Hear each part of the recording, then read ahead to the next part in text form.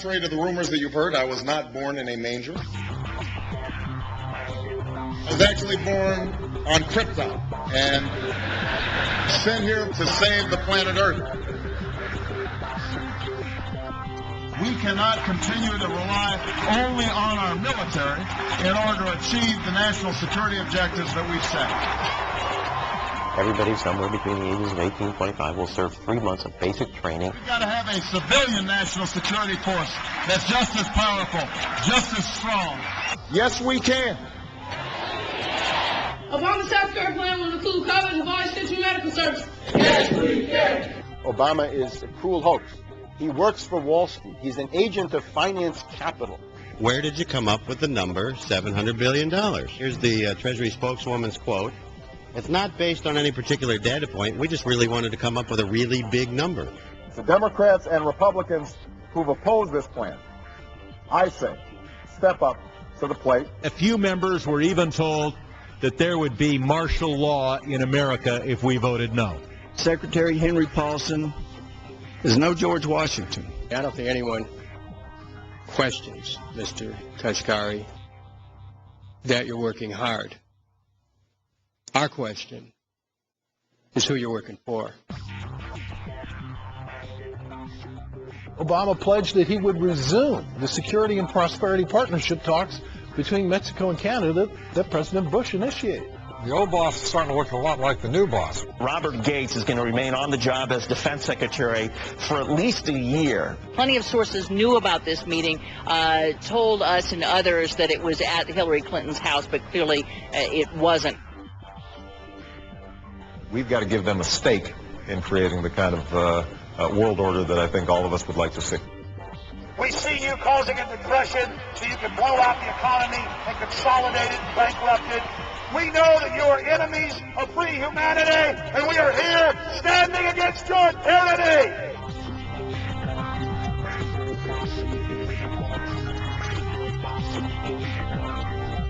The Obama deception.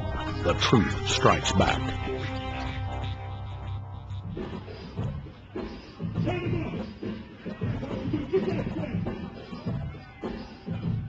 Barack is like the manager of Burger King.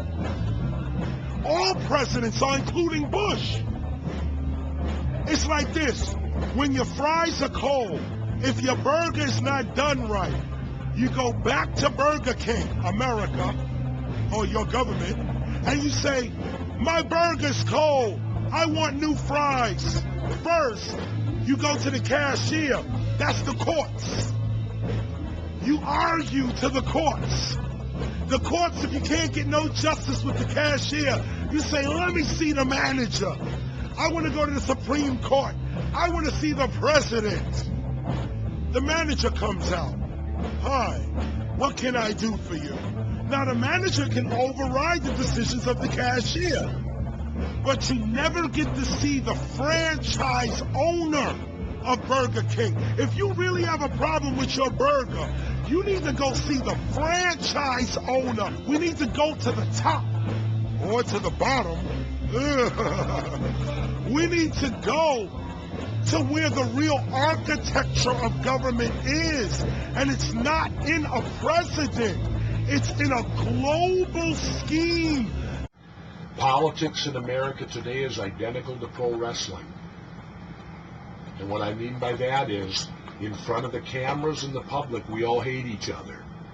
Now, I'm going to kick my opponent's butt. I'm going to whale him from here to high water and beat the crap out of him. Yet behind the scenes, we all are friends going out to dinner. Went to dinner together. And it's all a work. All intermarried. Show business. It's showbiz. And that's what you have today in politics. The Democrats and Republicans aren't really opposed to each other. Left and right mean nothing. The only thing that counts is, are you working for Wall Street or are you trying to defend the people against the financiers? It's pretty obvious that there's some gigantic financial institutions that have been pulling the strings of politicians in this country for a long time. And there's the fact that we have it set up where they can donate millions of dollars to these guys' funds, these guys' campaigns. I mean, how do we not expect it all to go bad? America in 2009 was desperate for change. The past 8 years have been a disaster. Those weapons of mass destruction got to be somewhere. Maybe under here.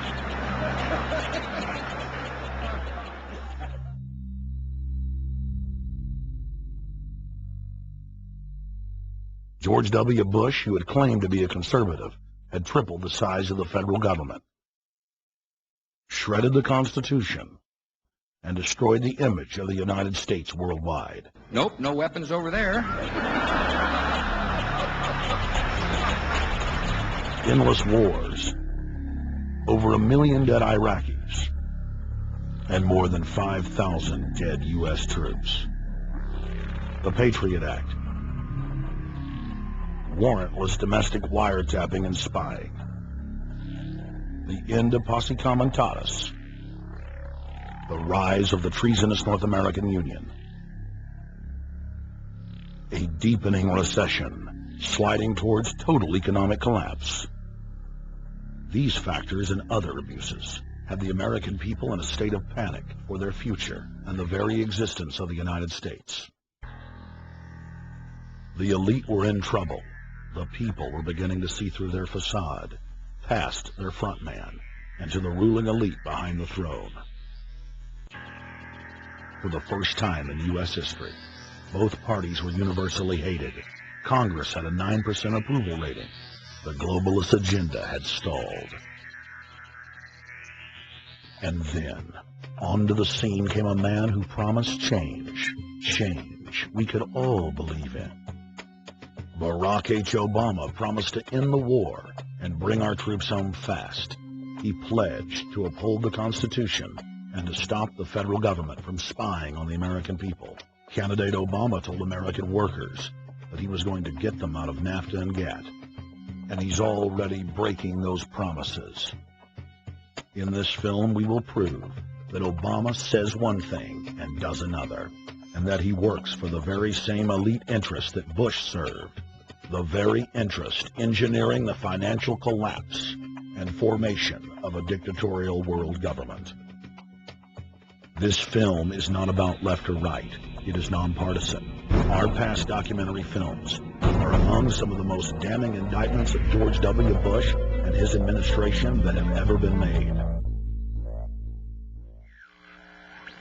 If humanity has any hope of effecting real change for the better, it will not come from the Madison Avenue false reality makers who have cast Barack Obama as the savior of the world.